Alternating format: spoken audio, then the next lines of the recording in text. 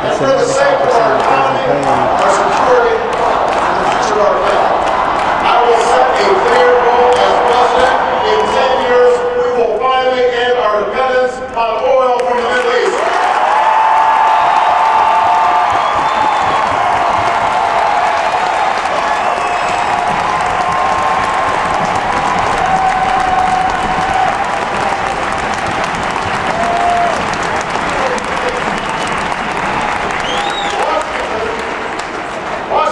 Talking about our oil addiction for the last 30 years.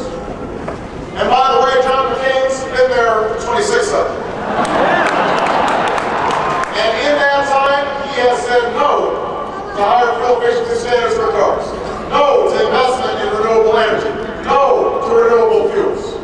And today we import triple the amount of oil that we had on the day that Senator McCain took office. Now is the time to end this addiction and to understand that drilling is a stopgap measure, not a long-term solution, not even close.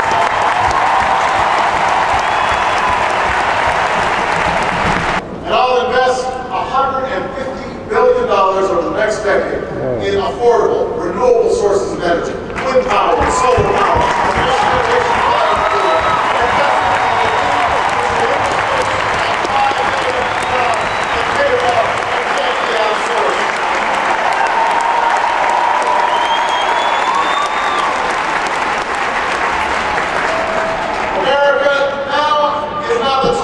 small plans.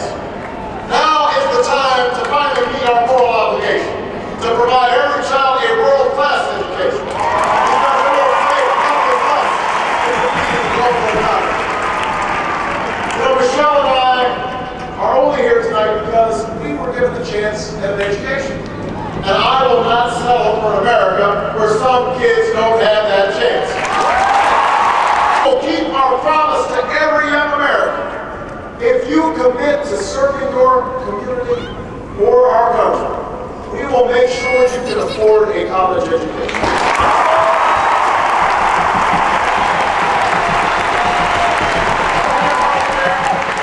If you have health care like plan, we'll lower your premiums. If you don't, you'll be able to get the same kind of coverage that members of Congress give themselves.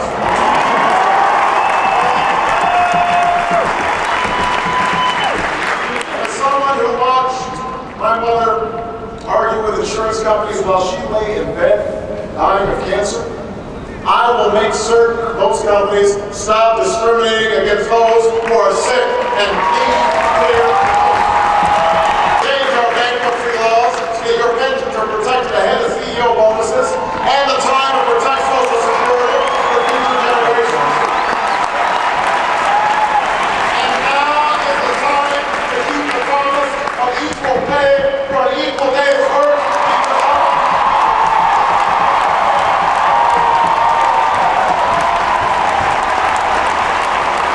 Now, many of these plans will cost money. This is why I've laid out how I'll pay for every dime by closing corporate loopholes and tax savings that don't help American growth. But I will also go through the federal budget line by line, eliminating programs that no longer work and making the ones we do need work better and cost less, because we cannot meet 21st century challenges with a 20th century bureaucracy. Cut the military, cut the military.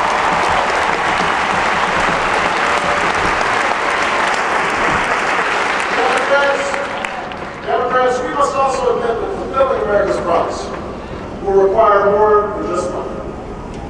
Will require a renewed sense of responsibility for each of us to recover what John F. Kennedy called our intellectual and moral strength. Yes, government must lead on energy independence, but each of us must do our part to make our homes and businesses more efficient. Yes, we must provide more letters to success for young men who fall in the lives of crime and despair. But we must also admit that programs alone can't replace parents. That government can't turn off the television and make a child do her homework. That fathers must take more responsibility.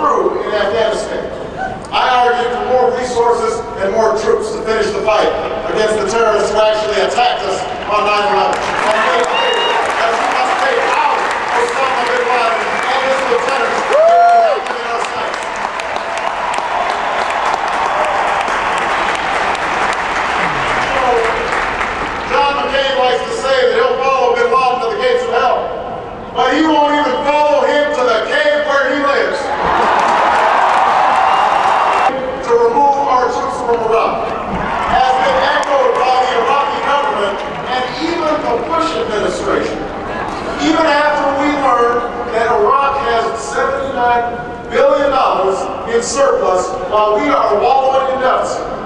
John McCain stands alone in his stubborn refusal to end the misguided war. That's not the president we need. That won't keep America safe. We need a president who can face the threats of the future, not keep grasping at the ideas of the past. Of Kennedy. So don't tell me the Democrats won't defend this country. Don't tell me the Democrats won't keep us safe.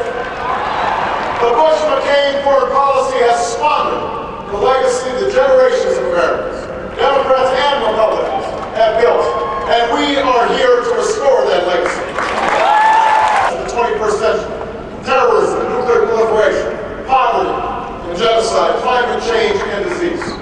And I will restore our moral standing so that America is once again that last best hope for all who are called to the cause of freedom, who long for the cause of peace.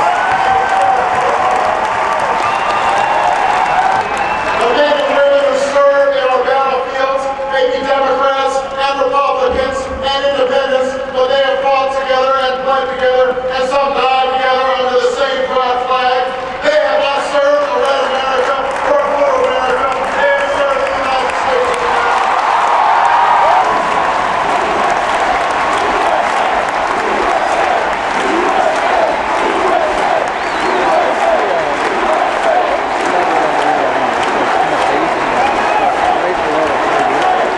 Our work will not be easy. The challenges we face require tough choices. Democrats, as well as Republicans, will need to cast off the worn-out ideas of politics in the past. For part of what has been lost these past 8 years can't just be measured by lost wages or bigger trade deficits. What has also been lost is our sense of common purpose. And that's what we have to restore. We may not agree on abortion, but surely we can agree on reducing the number of unwanted pregnancies in this country.